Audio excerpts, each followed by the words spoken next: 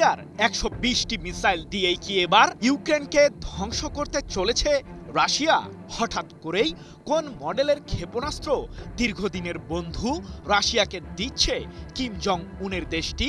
ইউক্রেনের president Volodymyr জেলেনস্কির দাবি, শীঘ্রই উত্তর কোরিয়ার প্রায় ৩০,০০০ সৈন্য যোগ দেবে রাশিয়ার সামরিক বহরে, যারা মূলত ইউক্রেনের বিরুদ্ধেই সরাসরি যুদ্ধের ময়দানে লড়বে। কিন্তু কিসের ভিত্তিতে রাশিয়াকে সৈন্য দিয়েও সহায়তা করতে চলেছে উত্তর কোরিয়া? প্রশ্ন হলো, ইউক্রেন কি পারবে উত্তর কোরিয়ার দেওয়া সেই মিসাইলগুলোকে ঠেকাতে? টানা ৪ বছরেরও বেশি সময় ধরে চলা যুদ্ধের ময়দানে যেন একা হয়ে পড়েছে ইউক্রেন। তীব্র অস্ত্র সংকটের মাঝেও যুক্তরাষ্ট্র কিংবা পশ্চিমারা কোনো ধরনের সহযোগিতা করছে না। তবে জেলেনস্কিকে সান্ত্বনা দিতে মোটেও ভুল করছে না তারা। সেই আশার প্রদীপ জ্বালিয়ে শেষ সম্বল দিয়ে রাশিয়ার বিরুদ্ধে লড়ছে ইউক্রেনের সামরিক বাহিনী।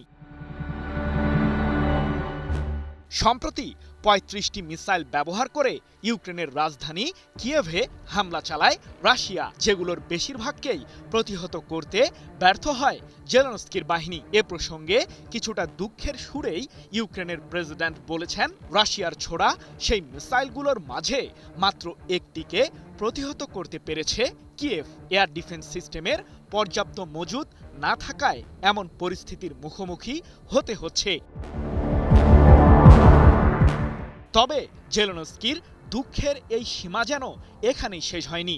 ইউক্রেনের গোয়েন্দা সূত্রগুলোর দাবি, উত্তর কোরিয়ার একটি ক্ষেপণাস্ত্র ইউনিট রাশিয়ার পশ্চিমাঞ্চলে মোতায়েন শুরু হয়েছে। ইউক্রেনের বিরুদ্ধে হামলা চালানোর জন্য সেই বহরে কমপক্ষে ১২০টি ব্যালিস্টিক ক্ষেপণাস্ত্র এবং ৬টি মিসাইল লঞ্চার রয়েছে। ইউক্রেনের এয়ার ডিফেন্স সিস্টেমের তীব্র ঘাটতির বিষয়টিকে সুযোগে পরিণত করেছে রাশিয়া। ৫ আগস্ট এক প্রতিবেদনে বিষয়টি নিশ্চিত করেছে ব্রিটিশ বার্তা সংস্থা রয়টার্স।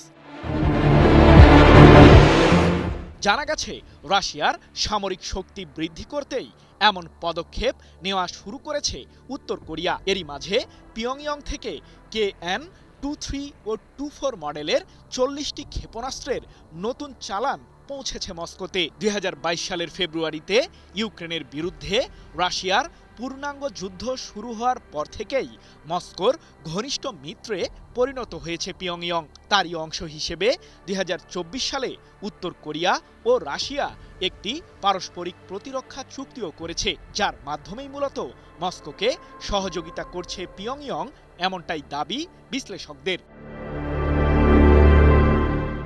তবে শুধুমাত্র মিসাইল কিংবা গোলাবারুদ দিয়েই রাশিয়াকে সহযোগিতা করেনি উত্তর কোরিয়া। পাশাপাশি সৈন্য পাঠিয়েও প্রেসিডেন্ট ভ্লাদিমির পুতিনের বাহিনীকে শক্তিশালী করেছে কিম জং উনের দেশটি। এ প্রসঙ্গে ইউক্রেনের প্রেসিডেন্ট জেলেনস্কি সম্প্রতি বলেছেন, পিয়ংইয়ং এর কাছে আরও ৩০,০০০ সৈন্য চেয়েছে মস্কো, যাদেরকে মূলত রাশিয়ার ভোরোনেজ অঞ্চলে মোতায়েন করা হবে। যদিও এর আগে বহুবার কিয়েভ দাবি করেছে যে রুশ বাহিনীর শক্তি বৃদ্ধিতে যোগ হয়েছে উত্তর কোরিয়ার ১৪,০০০ সৈন্য।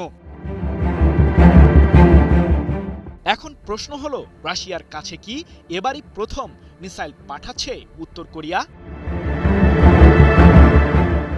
রাশিয়ার সাথে কৌশলগত সম্পর্কের অংশ হিসেবে ২০২৩ ও ২৫ সালের মাঝামাঝি সময়ে দেশটিকে কমপক্ষে ১৫০টি ব্যালিস্টিক মিসাইল দিয়েছে উত্তর কোরিয়া, এমনটাই দাবি ইউক্রেনের শীর্ষ সামরিক কর্মকর্তা আন্দ্রি চেরনিয়াকের। বিশ্লেষকরা বলছেন, উত্তর কোরিয়ার তৈরি KN-23 ও 24 মডেলের ব্যালিস্টিক মিসাইলগুলো রাশিয়ার তৈরি স্কান্দার মডেলের ক্ষেপণাস্ত্রের সমতুল্য। হামলার সময় ওই মিসাইলগুলো বহু মানুষের প্রাণহানি ঘটাতে পারে, কারণ উত্তর কোরিয়ার সেই মিসাইলগুলো বিপুল পরিমাণে বিস্ফোরক বহনে সক্ষম। সৃজন মাহমুদ, নিউজ 24।